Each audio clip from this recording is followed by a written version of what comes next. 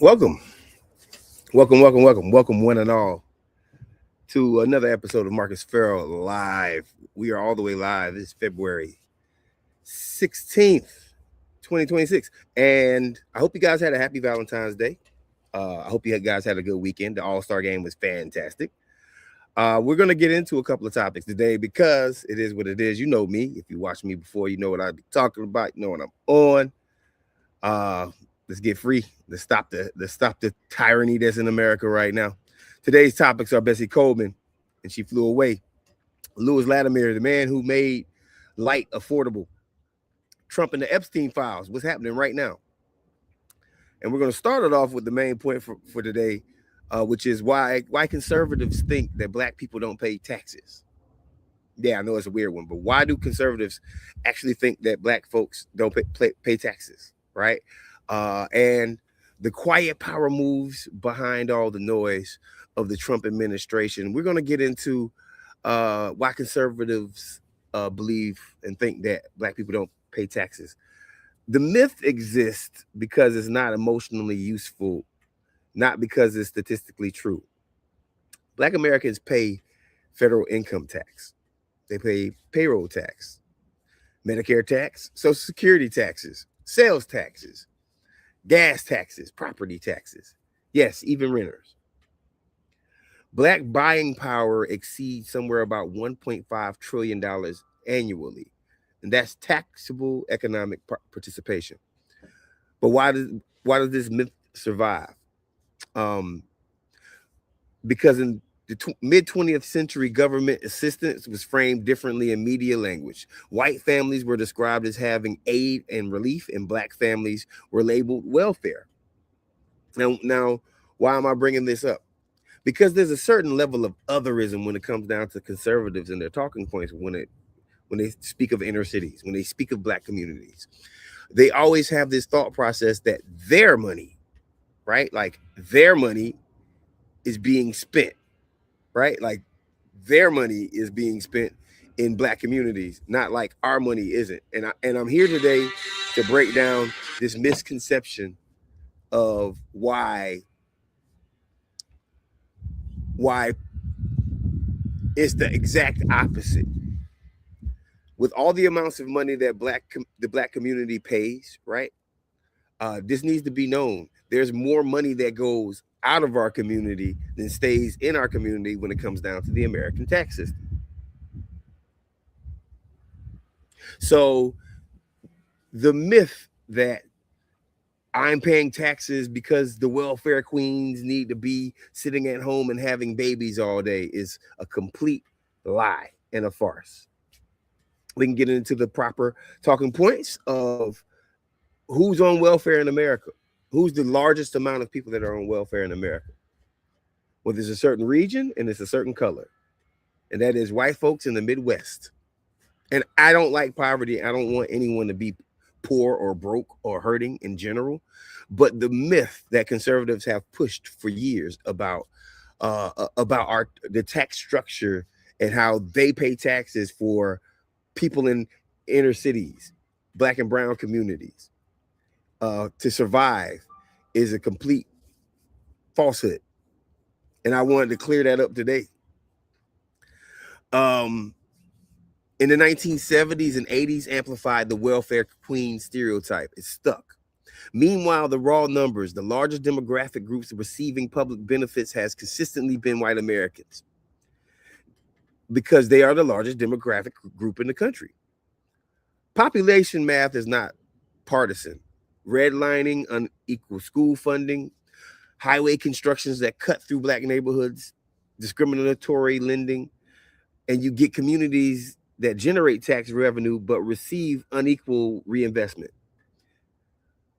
And here's the TurboTax truth about it. If Black people don't pay taxes, why does TurboTax tax us like we owe it money every month, especially in April? Exactly. So let's get rid of that myth. I'm gonna move forward real quick. Trump and the Epstein files. The story is no longer about the documents, that whether the documents exist. It's about scale, redactions, and political fallout. As of this year, millions of pages tied to the Epstein investigations have been released under federal transparency mandates. The volume is enormous. Over 3 million new pages added recently. But the problem is they're mostly redacted. Political figures from both parties have been referenced to varying contexts. There's growing tensions over the redactions, what is visible and what's not. Some reports describe previously unreleased investigative notes resurfacing claims about who knew what and when. Last Monday, Pam Bondi testified in front of Congress, and when asked about certain redactions that she made and the Justice Department allowed to happen before it got previously released, she became violent and hostile. You know, they have the angry Black man trope. Pam Bondi is the angry Black man trope. How she responded in those hearings were completely unprofessional. Completely unprofessional. Being mentioned in the documents is not the same as being charged. Logs, contacts, and investigative notes vary in significance, but politically, optics matter more than nuance. This is where distraction in politics kick in. And I think a lot of what the Trump administration does, I think a lot of what Trump does, I think the whole reason why he went ahead and just put the Obamas as guerrillas. First off, I need conservative folks to understand something. Trump supporters who understand something. That doesn't bother us. Because Black people know you're racist already. The problem is your default go-to when you want to distract America from real issues, like ICE and like the Epstein files. Now, I'm not sitting up here saying racism is not a real issue, but if you think that it's not lost on us that you bring up the Obamas the week that it starts getting hot, you do a really racist thing online the week that it starts getting hot. Donald Trump is not the smartest man, but he's not a complete idiot. He knows what he's doing. That's why he changes the topics. That's why he distracts us, and we have to keep our eyes on the prize. I ain't gonna stay on here long. I just wanted to go ahead and get a couple things out there. I got two historical figures that I want to talk about. Clip this, follow it, save it. I'm talking about Bessie Coleman. When America said no, Bessie Coleman left, leveled up, and came back licensed.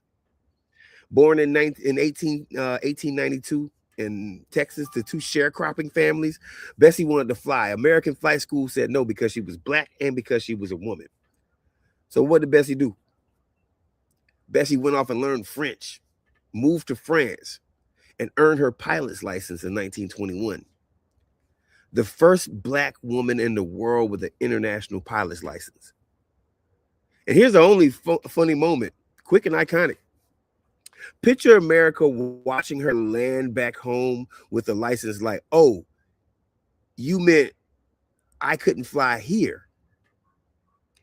That's fine, because I went somewhere where I could. And that's the energy.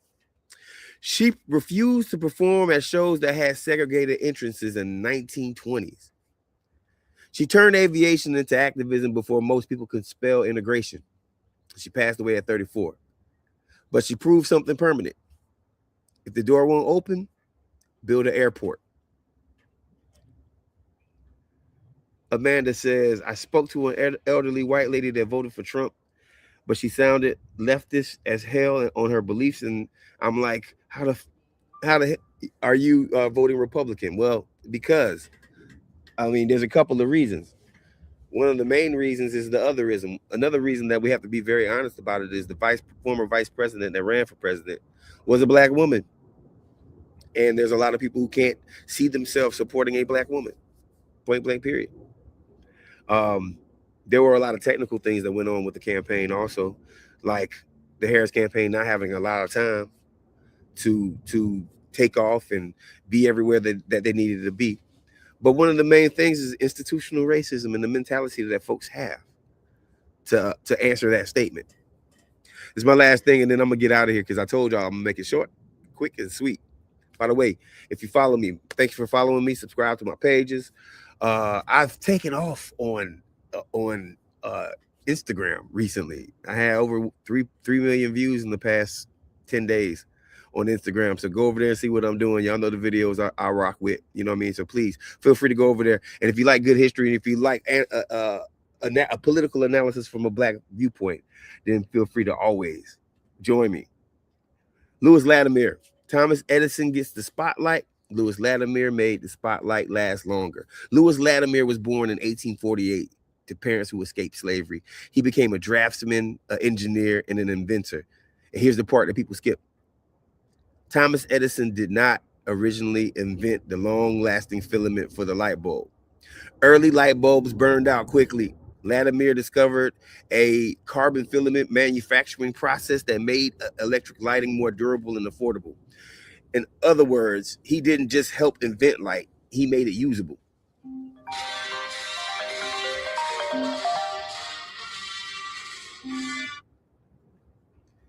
He made it usable. He also worked on patents for Alexander Graham Bell and wrote one of the first technical books on electric lighting. Here's the American pattern. Black engineer improves the system. The system remembers the brand name. That's not bitterness. This is history. Without Latimer's work in electric lighting, wouldn't have been scaled the way it was. Cities wouldn't glow without infrastructure. Infrastructure doesn't glow without engineers. He helped build the modern world, and most textbooks still whisper his name. Some folks got statues he got forgotten about, but that's perfectly fine, and that's why I'm here. Anyway, I appreciate everybody for joining me. This has been Marcus FERRELL Live. Have a great week. Peace.